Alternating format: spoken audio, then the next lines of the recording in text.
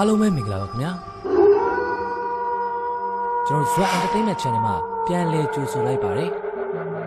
ကျွန်တော်ဒီနေ့တင်ဆက်ပေးမှာကတော့စိုင်းသူနှွေးရေးသက်ထားတဲ့တစီရွာသို့မဟုတ်ကြက်ရွာဆိုတော့စိတ်ဝင်စားဖို့ဇာတ်လမ်းကောင်းလေးပဲဖြစ်ပါတယ်ခင်ဗျာဒီအစီအစဉ်လေးမစတင်ခင်လေးမှာကျွန်တော် Zwa Entertainment Channel ကို Subscribe လုပ်ပေးဖို့မေတ္တာရက်ခံတောင်းဆိုပါရစေခင်ဗျာအတစ်တင်သမျှကိုလည်းမလွတ်တမ်းနားတော့တာဆင်နိုင်ဖို့ Subscribe ဘေးမှာရှိသောခေါင်းလောင်းလေးကိုလည်းနှိပ်ပေးတော့ပါအောင်လို့ထပ်မံတောင်းဆိုပါရစေတစီရွာ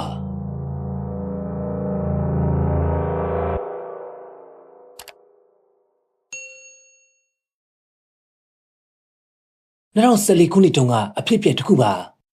ဒီရွာလုံးငိုးတမ်းမဆဲပဲကြောက်ချောက်ဖွယ်အရာကြီးကယနေ့ထက်ထိပြောစမှတ်ပြုနေကြဆဲပါပဲຫນွေဦးရာသီဆိုတော့နယ်ရီရွာတွေမှာကပွဲတွေအတော်ပေါ်ပါတယ်ရှင်ပြူပွဲမင်္ဂလာဆောင်ပွဲတွေကချင်းချင်းသက်ကျင်းပကြတယ်အခုလဲမောပင်ရွာလေးမှာမကြခင်ရောက်တော့မဲ့ရှင်ပြူပွဲအတွက်အားတက်တယ်ဖြစ်နေကြတယ်ရွာရဲ့မျက်နှာဖုံးတရေမိသားစုရဲ့ပွဲဆိုတော့ပြောစရာမလိုအောင်စီကားမှာကတော့အမှန်ပါအရင်နှစ်တွေတုန်းကပွဲမရှိတော့အခုရှာရှာပပရှင်ပြူပွဲအတွက်လူတွေဗဆက်ပြားစီကပြောမစွန့်ပဲဖြစ်နေကြပါတယ်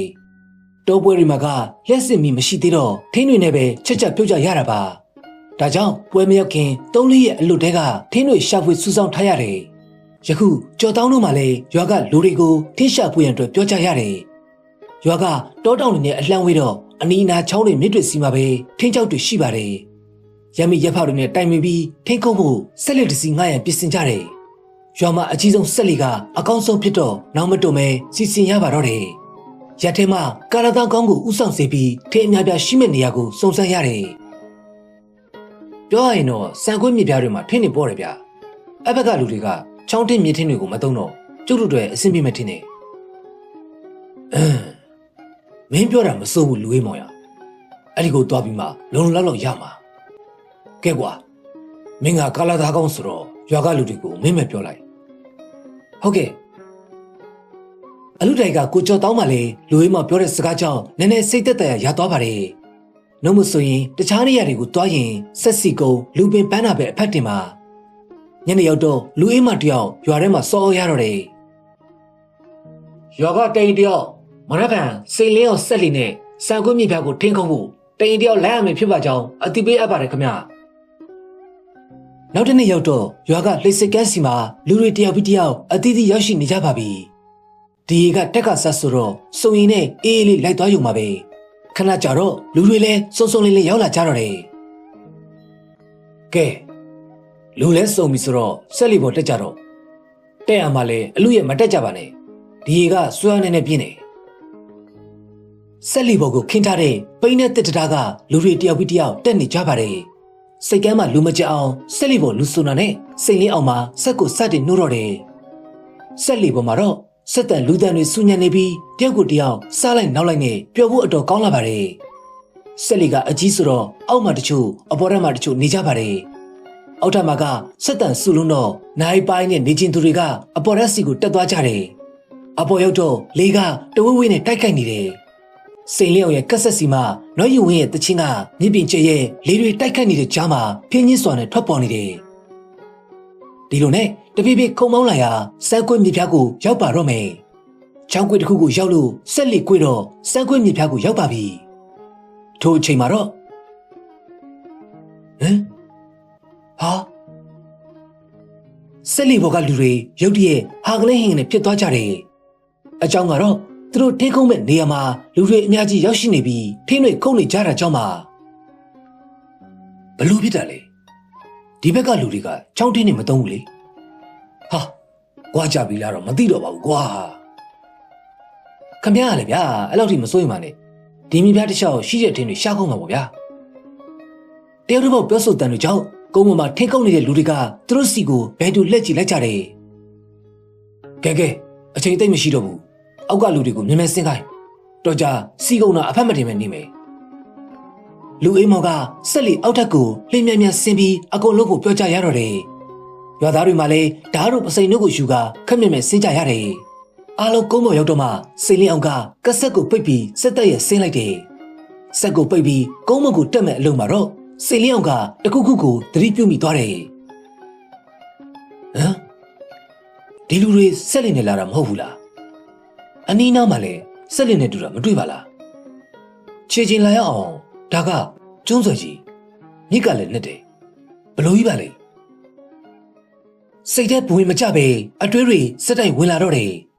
ကုန်းမော်ကိုဆင်းတော့ထိုလူတွေကစိန်လင်းအောင်ဟာဘိုင်းတို့ကြည့်လိုက်ကြတဲ့အတွက်စိန်လင်းအောင်လည်းမသိကြိုးကြုံပြူကရွာသားတွေစီကိုအပြေးသွားရတော့တယ်ထင်းတော်တဲ့ရောက်တော့ရွာသားတွေကကိုစီထင်းတွေခုန်နေကြပါပြီစိန်ဝင်းအောင်ကတော့အရေးကောင်းကောင်းတစ်ပင်တစ်ပင်ကိုတွေးလို့တွေးညာလိုက်ရှာကြည့်တယ်မလမကန်စီမှာဂွေးတော့နယ်တွေရော့ရှက်အုပ်ဆိုင်နေတဲ့တဖန်းပင်အားတွေးလိုက်တာကြောင့်အနားယူဖို့တွားလိုက်တယ်အပင်အောက်ရောက်ပြီးခဏကြာတော့လေတွေကရုတ်တရက်တိုက်ခိုက်လာခဲ့တယ်ဒါပေမဲ့လေကတခြားနေရာမှာတရွက်တွေငြိမ်နေပြီးစိန်လျော့ထိုင်နေတဲ့တဖန်းပင်နေရာတစ်ခုကိုသာတိုက်ခိုက်နေတယ်လို့ပါပဲလေတိုက်လာတာနဲ့အမျှရုတ်တရက်မျက်လုံးတွေလေးလံလာတယ်သူ့ရဲ့နားထဲမှာလဲဟိုးတနေရာစီကလာနေတဲ့တချင်းတန်ခက်တဲ့ကိုလည်းကြားနေရတယ်စိန်လျော့လည်းစိတ်မထိန်နိုင်တော့ပဲခဏအကြာမှာတော့ထိုနေရာမှာပဲအိမ်မောကျသွားခဲ့တော့တယ်သူဘယ်လောက်ကြာအောင်အိပ်ပျော်သွားတယ်မသိဘူးသူ့ကိုလှုပ်နိုးတဲ့အတန်ကြားမှလမ်းပြီးနိုးလာခဲ့တယ်ကိုစိန်ထင်းတွေလည်းအတော်ရနေပြီဗျခဏနေညနေဆောင်တော့မယ်ထင်းတွေဆက်လက်ပေါ်တင်းပြီးပြီခမရကိုရှားနေတာဗျအခုမှပဲတွေ့တော့တယ်ကဲထားတော့အိမ်ပြန်ကြအောင်လူအိမ်မောင်ပြောတော့မှစိန်လင်းအောင်တတိပြန်ဝင်လာကထိုနေရာမှာခက်မြင်မြင်ထွက်ခွာလာခဲ့ကြတယ်သူတို့နှစ်ယောက်တတိမထားမိခဲ့တာကတဖန်းမြေအောက်မှာရက်ပြီးကြံနေခဲ့တဲ့မိန်းမတယောက်စိတ်ကန်းသားကိုရောက်တော့စိန်လင်းအောင်ကလာတော့ကတွေ့တဲ့လူတွေရှိများရှိအောင်မလားလို့လိုက်ကြည့်လိုက်သေးတယ်လူတွေဗျာကိုစိန်ငါတို့လာတော့ကတွေ့တဲ့လူတွေရောမသိဘူးလေပြန်ကုန်ကြပြီနေမှာပေါ့ဗျာဟာဖိုးကြီးလူတွေတို့စကားမဆုံးခင်မှာပဲစစ်လေးဘော်ကအော်တန်ကြားတာကြောင့်အပြည့်တက်ကြည့်လိုက်တဲ့အခါရွာသားတွေကဓာတ်တို့ပစင်တို့နဲ့ဖုတ်တကောင်ကိုလိုက်ပြီးခုတ်နေကြတာတွေ့လိုက်ရတယ်ဟာမင်းတို့ဘာတွေလုပ်နေကြတာလဲကွာလှုပ်လိုက်ကြပါကွာညနေစောင်းနေပြီစစ်လေးဘော်မှာမလုပ်တင်တာတွေမလုပ်ကြနဲ့ဟာအသက်အကြီးဆုံးဖြစ်တဲ့ဦးညာနာကအော်ပြောပေမဲ့ရွာသားတွေကအလေးတော်မထားပါဘူးပိုးဆိုးတာကဖုတ်ကိုခုတ်နေကြသည်မှာမိမအုပ်စုဖြစ်နေတယ်ရှင်းမလဲတော့ဖို့ဆိုတာစားလို့ကောင်းနေတော့အခုဘိုင်လက်စားနေတော့အရေကုံကိုစုပ်မိခင်ပြီးစားမှာတော့ဖြူနုခင်ညီမိတော့မွေးလိုက်ပြောဆူနဲ့ဖြူနုခင်မှာဆက်လက်ပယ်ပိုင်းကမိဖို့ရပြင်မာတော့တယ်ရှေ့ကမိမအုပ်စုကဖုတ်ကိုဓာတ်နဲ့ထုတ်ပြီးတေတော့မှအရေကိုခွာကာစားပတ်ပြီးမိခင်ကိုလှုပ်ကြတယ်စိန်လင်းအောင်တယောက်ဆက်လက်ပေါ်တက်ကလေးကစိတ်တွေလေးလံနေတယ်တခုခုကြီးမားဖြစ်တော့မယ်ဆိုတဲ့အသည့်စိတ်တွေကစိုးမိုးနေခဲ့တယ်အပေါ်တက်ကိုတက်ပြီးဆက်လက်အချင်းတွေကိုတစ်ချက်ကြည့်လိုက်တဲ့အခါဆက်လက်ကတဖြည်းဖြည်းစောင်းလာနေတာကိုတွေ့လိုက်ရတယ်ထင်းအလေးချိန်လူအလေးချိန်ကြောင့်စောင်းနေရလို့ထင်ပြီးအမှုမဲ့အမှတ်မဲ့ထားကဖျားပေါ်လှည့်ချလိုက်တယ်နားထဲမှာလေတပတ်ပင်အောက်မှာကြားခဲ့တဲ့တချင်းတန်ကစွဲနေတယ်တဖြည်းဖြည်းနေအောင်ညှိုးနှွမ်းလာတာနဲ့အမျှအန်ရတခုကသူတို့စီလာနေတယ်လို့မျိုးခံစားနေရတော့မဖြစ်ဘူးဆိုတဲ့အသိစိတ်နဲ့ဆက်လီအောက်ကိုဆင်းမဲ့အလုံးမှာတော့တစုံတရာကဆက်လီကိုတိုးချလိုက်တယ်လို့မျိုးဝုန်းကနေမိကလဲသွားခဲ့တယ်အောက်ထပ်မှာအလန်တချအော်တန်တွေကရုတ်တရက်ထွက်လာတာကြောင့်စိန်လေးအောင်မှာအပြည့်စင်းပြီးစက္ကန်းကိုဝင်ကြည့်လိုက်တယ်ဟာမရတော့ဘူးဟဲ့စက္ကန်းကိုရေတွေဝင်ပြီးစက်ကိုမြုပ်နေပြီဆက်လီမောက်တော့မယ်အားလုံးမြင်မြင်ဆင်းကြစိန်လင်းအောင်ကအဲ့လိုထားအောင်လိုက်တော့ရွာသားတွေကတေဘေးကိုကြောက်ကြတဲ့ကြောင့်ဆက်လီဘောကတောင်တို့ပြင်းစင်းကြတယ်သို့တော်လည်းသူတို့ထင်ထားသလိုဖြစ်မှာခဲ့ပါဘူးလူတွေကတခါတည်းနဲ့တစ်ဖက်ထဲကိုပြိုင်လို့ဆင်းကြတော့အလေးချိန်ကတစ်ဖက်ထဲကိုပဲအားပြုသွားရာဆက်လီဟာလည်းထင်းအလေးချိန်လူအလေးချိန်ကြောင့်ဝုန်းကနေမြည်ပြီးမှောက်ကျသွားပါတော့တယ်ထွက်ခွင့်တော့မရလိုက်ခင်ဆက်လီတစ်ခုလုံးကလူတွေကိုဖိထားသလိုဖြစ်တော့အော်ချိန်တော့မရလိုက်ပဲအကုန်လုံးမြစ်ထဲကိုစုံနစ်မြုပ်သွားတော့တယ်နေဝင်အောင်တန်းနေတဲ့မြစ်ပြားအလယ်မှာကူကရမဲ့လူတစုကဆက်လီနဲ့အတူရေအောက်သို့တဖြည်းဖြည်းရောက်ရှိသွားကြပါတော့တယ်မောပင်ရွာတစ်ခုလုံးမှာအချိန်မသိအခါမသိပဲနေမောင်နှံနဲ့ကြီးကန်းတွေအားနေကြပါတယ်လူတွေကအခုလိုကြီးကန်းတွေတူတူဆန်းဆန်းအော်ကြတော့မကောင်းတာတစ်ခုခုဖြစ်တော့မယ်ကိုကြိုသိနေကြတယ်ပုံမှန်ရက်တွေနဲ့မတူပဲယနေ့ရွာကတိတ်ဆိတ်နေပါတယ်တိတ်ဆိတ်တာကလည်းထိတ်ခုသွားတဲ့လူတွေကတိမ်တယောက်ဖြစ်တဲ့အတွက်တရွာလုံးရဲ့လူတဝက်ခန့်လောက်ပါသွားတာကြောင့်ပါ ရွာမှာကြံခဲ့ဒီမှာလေကလေးတငယ်များကိုဝင်ဆောင်နဲ့အဖိုးကြီးအဖွားကြီးတွေသာကြံခဲ့ပါတယ်မိုးချုပ်လာတဲ့နဲ့အမျှကြီးကန်းတွေကဒရက်ဆက်မနာတဲ့အော်မီကြတယ်ဖဖမမေတို့အခုထိမရောက်သေးဘူးအကြာကြီးကြာရနော်ခဏနေရောက်တော့မှာပါမြေးလေးရဲ့ရွာအဝင်လမ်းကိုငေးကဖူးလေးတို့မြေပွားနှစ်ယောက်မျောနေကြပါတယ်လာရောက်ဝတ္တဝါသာထွက်လာသည့်တိုင်အောင်စောင့်နေကြပေမဲ့တစုံတယောက်မှပေါ်မလာကြဘူးကဲမြေးလေးဘွားခေါင်းနေကိုက်နေတယ်အိမ်ထဲဝင်ကြရအောင်နော်ခဏနေရင်မေမေတို့ရောက်မှာပါဟုတ်ငိုတန်ဝဲနေတဲ့ဖူးလေးကအပြန်လဲကိုလက်ချီလှုပ်ပြီးမဝင်ချင်းနဲ့ဝင်ရပါတော့တယ်ဒီလိုနဲ့ညတကောင်ကိုရောက်လာခဲ့ပြီရွာထဲမှာအကြတပင်ကြားရလောက်အောင်ငင်းချက်သားကောင်းနေခဲ့တယ်ထို့အချိန်မှာတော့ရွာစုံစီမရုတ်တရက်ခွေးတွေထိုးအောင်ချသလိုခွေးဥတန်တွေလည်းထွက်ပေါ်လာခဲ့တယ်ထို့သောခွေးအောင်တန်ခွေးဥတန်တွေကြောင့်အိပ်ပျော်နေတဲ့လူတွေလည်းလန့်နှုတ်ကုန်ကြတယ်ခွေးတွေကတစုံတရာကိုထိုးအောင်နေကြခြင်းမှာခဏကြာတော့ရွာထဲကိုအပုပ်နှံ့တွေဝင်လာခဲ့တယ်နောက်ပြီးညီနှံ့တွေပါနန်လာတဲ့အတွက်အိမ်နေတဲ့လူတွေကမအိမ်နိုင်တော့ပဲအိမ်ရှိကိုထွက်ကလမ်းကိုထွက်ကြည့်ကြတယ်ဟာဟိုမှာရွာထဲကိုဝင်လာတာလူတွေလားအဲ့ဒါထဲကိုသွားတဲ့သူတွေမလားအေးဟာလိုင်အောင်ကတ်တဲ့အောက်မှာထင်းစီတို့ပစိမ့်တို့ကင်ပြီးရွာထဲအောက်ဝင်လာကြတဲ့လူအုပ်ကသူတို့ရဲ့အိမ်စီကိုအတိအသီးဝင်သွားကြတယ်နန်လိုက်တာဘလို့အနံ့နေလည်းမသိဘူးဖူးလေးရေအတန်အော်ကြီးကအိမ်ရှိမှထွက်လာတဲ့အတွက်ဖူးလေးတို့ကအမေဖြစ်သူရောက်လာတဲ့ကြောင့်အပြင်ကိုထွက်လာကြတယ်မိမိကလည်းကြားလိုက်တာတမိစောင့်နေတာအကြာကြီးပဲ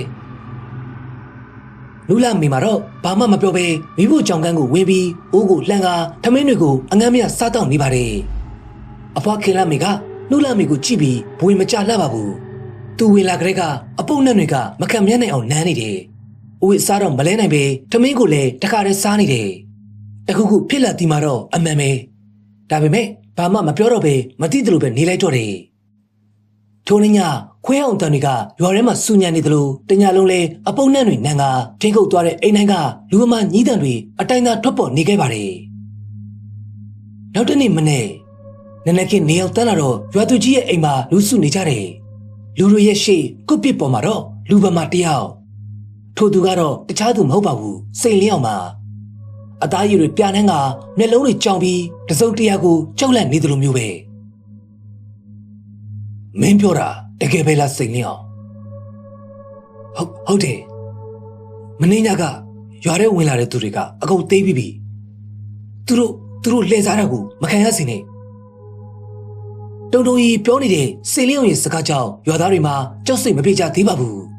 ဘာလို့လဲဆိုတော့ညတကောင်ရောက်လာတဲ့သူတွေမှာမနဲ့မိုးလင်းတော့တယောက်မှမရှိတော့ပဲပျောက်ချင်းမလားပျောက်သွားခဲ့တာကြောင့်ပါကျုပ်လဲဖျားကဲလို့မတည်ခဲ့တာအဲ့ဒီအကြောင်းကြီးကျုပ်မတွေးရတော့ဘူးစိန်လင်းအောင်ရဲ့စကားဆုံးတဲ့အခါရွာသားတွေလည်းအသီးသီးငိုကြပါတော့တယ်အပြစ်ဆိုးလိုက်တာငါသမီးရဲ့အမလေးအဖေရဲ့သမီးမေဆုံးပြီတဲ့ငါသားလေးအမေရင်ကွဲပါပြီတားလေးရဲ့ရွာသားတွေငိုနေတာကိုတကြီးလဲဘာမှမတတ်နိုင်ခဲ့ပါဘူးမိဘချင်းကိုချင်းစတာကြောင့်အတက်နိုင်ဆုံးတော့နှစ်သိမ့်ပေးခဲ့တယ်တေပြီးသူများကိုဖုန်ကြီးပင့်ကအမြအတန်းပေးဝေရတယ်ရွာကလူတွေစုပြီးအလူတန်းလုပ်ကြတယ်ဒီလိုနဲ့တလခန့်အကြာထိရွာထဲမှာဘာမှမဖြစ်ခဲ့ပေမဲ့တနေ့မှာတော့စိန်လင်းအောင်တယောက်ရုတ်တရက်ဆုံးပါသွားခဲ့ပါတယ်စိန်လင်းအောင်ဆုံးတဲ့နေ့ကစပြီးပြဿနာကစလာပါတော့တယ်ညတကောင်ရောက်တာနဲ့ခွေးတွေစဦးတယ်ရွာထဲကိုညီးတံမျိုးစုံနဲ့လူတွေဝင်လာကြတယ်မိဖဲနေသူများကိုအမျိုးမျိုးကြောက်လန့်နေအဲ့ဒီလူတွေနေ့စဉ်ရက်ဆက်ဖြစ်လာတော့ရွာသားတွေလည်းကြောက်လန့်ကတခြားရွာတွေစီကိုပြောင်းပြေးကြရတယ်နောက်တော့ရွာလည်းလုံလုံပြတ်သုံးသွားတော့တယ်နှစ်တွေကြာလာတဲ့အခါမှာတော့မောပင်ရွာကြီးမှာအမေပြောက်ကန်ဖြစ်လာခဲ့တယ်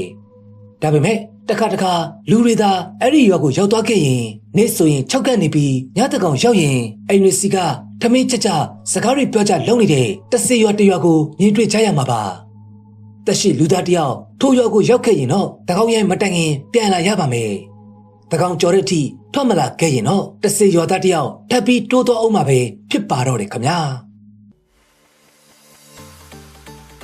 အားလုံးကိုအထူးပင်ကျေးဇူးတင်ရှိပါတယ်ခင်ဗျာ